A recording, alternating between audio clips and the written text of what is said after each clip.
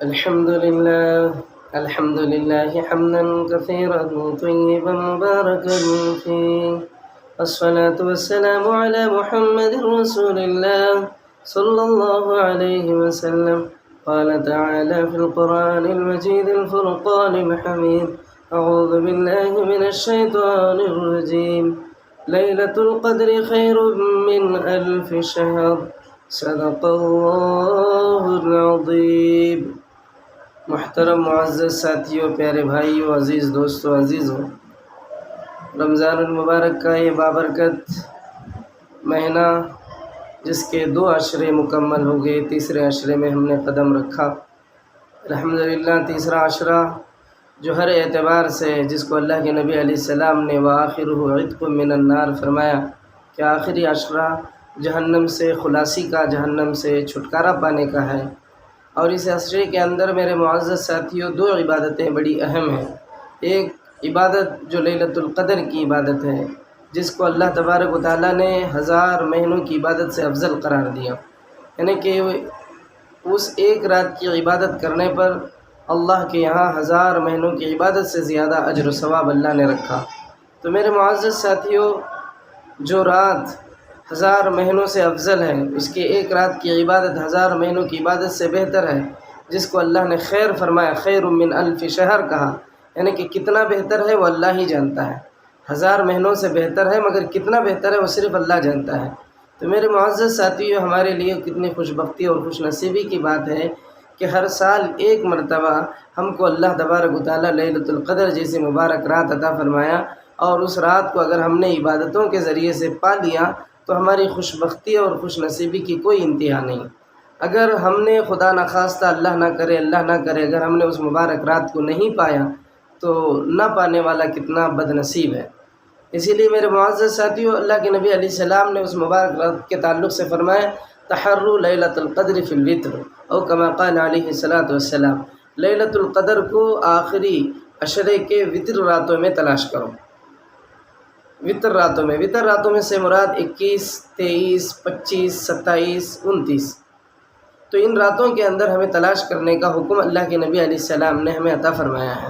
لیلۃ القدر کو کسی ایک رات کے ساتھ مخصوص کر کے بیٹھنا اور یہ سمجھنا کہ 27 ہی لیلۃ القدر ہے، تو یہ ایک طرح سے دیگر احادیث جو 21 کے تعلق سے، جیسے حدیث ابو سعید خدری رضی اللہ تعالیٰ عنہ کی روایت ہے جو 21 تاریخ کو لیلۃ القدر ہونے کی دلالت کرتی ہے، اور اسی طرح 23 کو لیلۃ القدر ہونے کی بھی ایک حدیث دلالت کرتی ہے، 27 کی بھی دلالت کرتی ہے.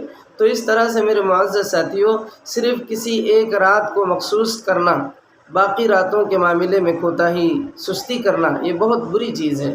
حقیقت تو یہ ہے کہ اللہ تبارک و تعالیٰ لیلۃ القدر کو، جیسے علماء کرام کے اقوال ہمیں یہ معلوم کراتے ہیں حضرات علماء کرام کی باتوں سے، کہ لیلۃ القدر گھومتی رہتی ہے، کبھی 21 کو آ سکتی ہے، کبھی 23 کو ہو سکتی ہے، کبھی اس طرح سے جو ہے وتر راتوں میں کبھی بھی ہو سکتی ہے.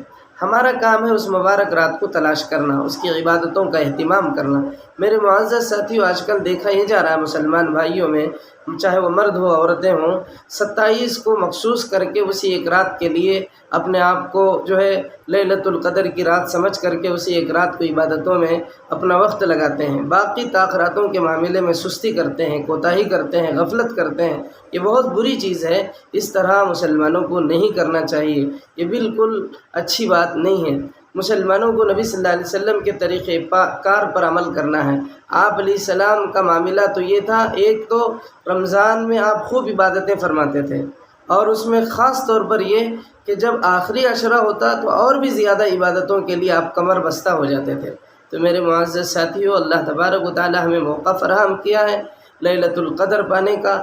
رمضان کا آخری عشرہ، اس آخری عشرے کی قدردانی کرتے ہوئے، اس کا احترام کرتے ہوئے، اس کا وتر راتوں کو لیلۃ القدر تلاش کرنے کی کوشش کریں. میرے معزز ساتھیوں، دنیا میں آدمی کسی ایک چیز کے معاملے میں، جیسے دیوالی آفر اور اسی طرح سے ہولی آفر، جس میں 5-10 ہزار روپے کی کمی کی بنیاد پر لوگ جو ہے ایک دوسرے پر سبقت لے جانے کی کوشش کرتے ہیں. گاڑی خریدنا ہے، اگر اس آفر پہ خریدیں گے تو 5000 کم میں مل جائے گی. تو اس آفر کا اتنا لحاظ کرتے ہیں کہ 5,000 کو بچانے کے لیے لوگ جو ہے قرضہ ورضہ کر کے کیسا بھی کر کے گاڑی خرید لیتے ہیں۔ تو دنیا کی دولت کے معاملے میں اتنا آدمی کو ہوشیاری ہے، جبکہ اللہ تبارک و تعالیٰ رمضان کے آخری عشرے کے معاملے میں اتنی فضیلتیں، لیلۃ القدر جیسی مبارک رات اس آخری عشرے میں رکھا ہے۔ کیا ہمیں بگڑ جائے گا اگر ہم اس آخری عشرے کا مکمل طریقے سے عبادتوں میں صرف کریں، اور خاص طور پر طاق راتوں کو لیلۃ القدر کے تلاش میں لگائیں؟ تو کتنا افضل اور کتنا بہتر ہوگا، ہمارے لیے کتنی بہتری ہوگی۔ اسی لیے میرے معزز ساتھیوں، اللہ تبارک و تعالیٰ آخری عشرے کے اندر لیلۃ القدر کو پوشیدہ رکھا ہے وتر راتوں میں۔ وتر راتوں کے اندر عبادتوں کو اور ریاضتوں کو خوب کثرت سے ہمیں کرنے کی کوشش کرنی ہے۔ حدیث میں ہے، نبی صلی اللہ علیہ وسلم سے حضرت ام عائشہ نے پوچھا کہ یا رسول اللہ، اگر میں لیلۃ القدر کو پالوں تو مجھے کیا کرنا چاہیے؟ تو آپ نے فرمایا، عائشہ اگر تم لیلۃ القدر کو پالو تو دعا پڑھو، اللہم انک عفو تحب العفو فاعف عنی۔ تو یہ دعا کثرت سے پڑھنے کو اللہ کے نبی نے فرمایا۔ تو اس سے معلوم ہوتا ہے کہ لیلۃ القدر کی مبارک رات میں کثرت سے دعا پڑھنی چاہیے، اور وہ بھی اللہ کے نبی کی سکھائی ہوئی دعا جو حضرت ام عائشہ کو سکھائی گئی تھی۔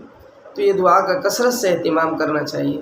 تو اس طرح سے میرے معزز ساتھیوں، لیلۃ القدر پانے کے لیے جتنا ہو سکے اتنا کوشش کیجیے۔ اللہ سے میں بھی دعا کروں گا کہ اللہ مجھے بھی لیلۃ القدر عطا فرمائے، آپ کو بھی لیلۃ القدر عطا فرمائے، سارے امت مسلمہ کو اللہ لیلۃ القدر عطا فرمائے۔ رمضان کا روزوں کا اہتمام کرنے، تلاوت قرآن، ذکر و اذکار، خیرات، صدقے، افطار کے کرانے کو اللہ بے انتہا قبول فرما، اور ان ساری عبادتوں کا اہتمام کرنے کی توفیق عطا فرما۔ ہر قسم کے بلاؤں سے، آفتوں سے، مصیبتوں سے، پریشانیوں سے ہم سب کی مکمل حفاظت فرما، زمینی آسمانی وباؤں بلاؤں سے محفوظ فرما، ہم ہر مسلمان کو تندرستی عطا فرما، اپنے کرم سے روزیوں میں خوب برکتیں عطا فرما۔ آمین وآخر دعوانا الحمد للہ رب العالمین۔